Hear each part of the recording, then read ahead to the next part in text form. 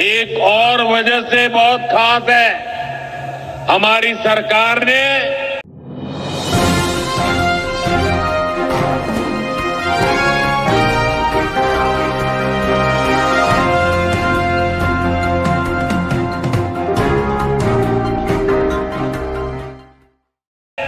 देश में 10,000 एफपीओ किसान उत्पादक संघ बनाने का बड़ा लक्ष्य रखा था। आज मुझे ये बताते हुए खुशी है कि देश ने इस लक्ष्य को प्राप्त कर लिया है। आज बिहार की भूमि 10,000वें एफपीओ के निर्माण की साक्षी बन रही है।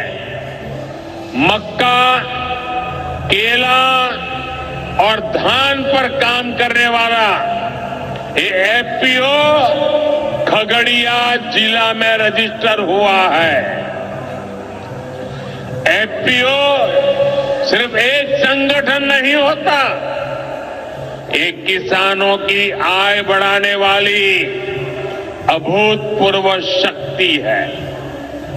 एफपीओ की ये शक्ति छोटे छोटे किसानों को बाजार के बड़े लाभ सीधे उपलब्ध कराती है। एफपीओ के जरिए आज तमाम ऐसे अवसर हमारे किसान भाइयों बहनों को सीधे मिल रहे हैं जो पहले उपलब्ध नहीं थे। आज देश के करीब 30 लाख किसान एफपीओ से जुड़े हैं और बड़ी बात यह इसमें करीब 40% हमारी बहनें हैं। ये एफपीओ आज कृषि क्षेत्र में हजारों करोड़ रुपए का कारोबार करने लगे हैं। मैं सभी 10,000 एफपीओ के सदस्यों को भी बहुत बहुत बधाई देता हूं। साथियों, एनडीए सरकार बिहार के औद्योगिक विकास पर भी उतना ही बल दे रही है। बिहार सरकार भागलपुर में जो बहुत बड़ा बिजली कारखाना लगा रही है, उसको कोयले की भरपूर आपूर्ति की जाएगी। इसके लिए केंद्र सरकार ने कोल लिंकेज को स्वीकृति दे दी है। मुझे पूरा भरोसा है यहां पैदा होने वाली बिजली बिहार के विकास को नई ऊर्जा देगी। इससे बिहार के नौजवानों को रोजगार के नए अवसर मिलेंगे। साथियों, पूर्वोदय से ही विकसित भारत का उदय होगा और हमारा बिहार पूर्वी भारत का सबसे अहम स्तंभ है। बिहार भारत की सांस्कृतिक विरासत का प्रतीक है। कांग्रेस आरजेडी के लंबे कुशासन ने बिहार को बर्बाद किया, बिहार को बदनाम किया। लेकिन अब विकसित भारत में बिहार का वही स्थान होगा जो प्राचीन समृद्ध भारत में पाटलिपुत्र का था। इसके लिए हम सभी मिलकर निरंतर प्रयास कर रहे हैं। बिहार में आधुनिक कनेक्टिविटी के लिए, सड़कों के नेटवर्क के लिए, जन कल्याण की योजनाओं के लिए एनडीए सरकार प्रतिबद्ध होकर काम कर रही है। मुंगेर से भागलपुर होते हुए मिर्जा चौकी तक करीब 5,000 करोड़ रुपए की लागत से नया हाईवे भी बनाने का काम शुरू हो रहा है। भागलपुर से औंसडीहा तक 4 लेन सड़क को चौड़ा करने का काम भी शुरू होने जा रहा है। भारत सरकार ने विक्रमशिला से कटारिया तक नई रेल लाइन और रेल पुल को भी स्वीकृति दे दी है।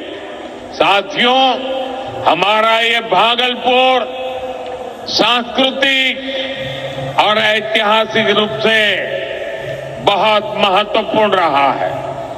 विक्रमशिला विश्वविद्यालय के कालखंड में ये वैश्विक ज्ञान का केंद्र हुआ करता था।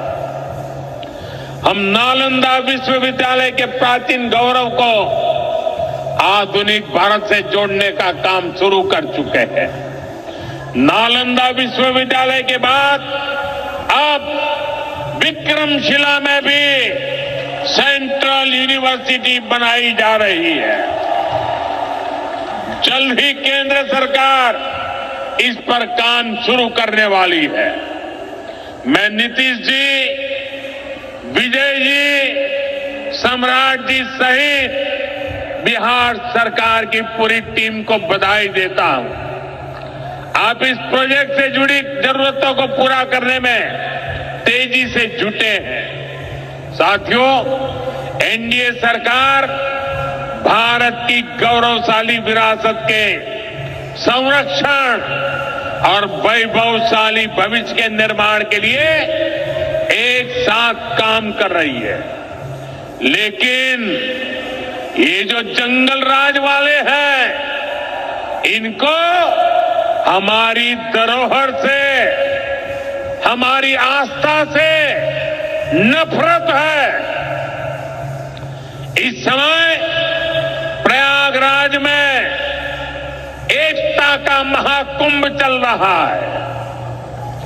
ये भारत की आस्था का, भारत की एकता और समरसता का सबसे बड़ा महोत्सव है।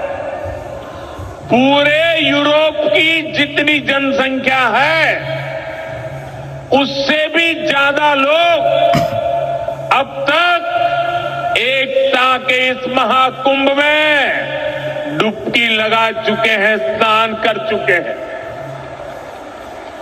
बिहार से भी गांव-गांव से श्रद्धालु एकता के इस महाकुंभ होकर आ रहे हैं। लेकिन ये जंगल राज वाले महाकुंभ को ही गाली दे रहे हैं। महाकुंभ को लेकर भद्दी भद्दी बातें कर रहे हैं। राम मंदिर से चिढ़ने वाले लोग महाकुंभ को भी कोसने का कोई मौका नहीं छोड़ रहे हैं। मैं जानता हूं, महाकुंभ को गाली देने वाले ऐसे लोगों को बिहार कभी भी माफ नहीं करेगा। साथियों, बिहार को समृद्धि के नए पथ पर ले जाने के लिए हम दिन रात ऐसे ही मेहनत करते रहेंगे। एक बार फिर देश के किसानों को और बिहार वासियों को बहुत बहुत बधाई।